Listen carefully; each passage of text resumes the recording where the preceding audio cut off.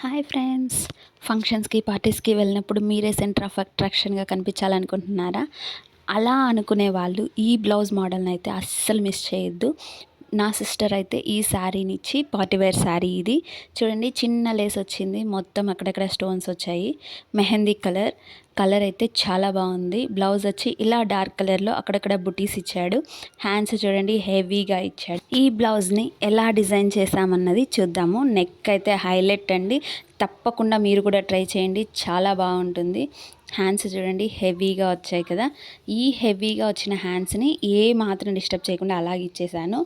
ఇక్కడ back part వచ్చేసి ఇలా బటర్ఫ్లై లాగా ఇచ్చేసి, యాక్చువల్గా అయితే ఇక్కడ బటన్స్ రావాలి, మేమైతే కొత్తగా ఇన్విజిబుల్ జిప్ అయితే ట్రై చేసాము. మా సిస్టర్ అయితే నాకు నెక్ ఇలాగే కావాలని పర్టికులర్గా పిక్ పంపించి అయితే ఇలా డిజైన్ చేయించుకున్నారు. ఇలా బటర్ఫ్లై షేప్కి కింద నెట్ ఇచ్చి డిజైన్ చేసాము. ఫస్ట్ టైం ఇన్విజిబుల్ జిప్ అయితే ట్రై చేసాము, దీనికి బదులు ఫ్యాన్సీ జిప్ ట్రై చేయండి. ట్రెండ్ అయితే కూడా ఇది బాగా ట్రెండ్ అవుతున్న నెక్ మోడల్ అయితే ఇలా ఇచ్చి థ్రెడ్స్ ఇచ్చాము. ప్రిన్స్ కట్లో ప్యాడెడ్ బ్లౌజ్ లాగా స్టిచ్ చేసాము. ఈ బ్లౌజ్ క్లాత్ అయితే కనుక షైనింగ్గా ఉంది. ఆ షైనింగ్ని ఇంకొంచెం బాగా ఎలివేట్ చేయడం కోసం లోపలైతే సాటిన్ క్లాత్ వేసాను. మళ్ళీ కూడా కాటన్ కూడా యూజ్ చేసాము లైనింగ్.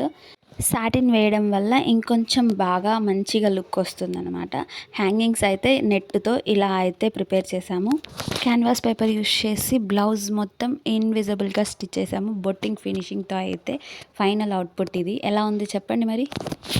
వీడియో నచ్చితే లైక్ చేయండి, సేవ్ చేయండి, షేర్ చేయండి. Thank you for watching.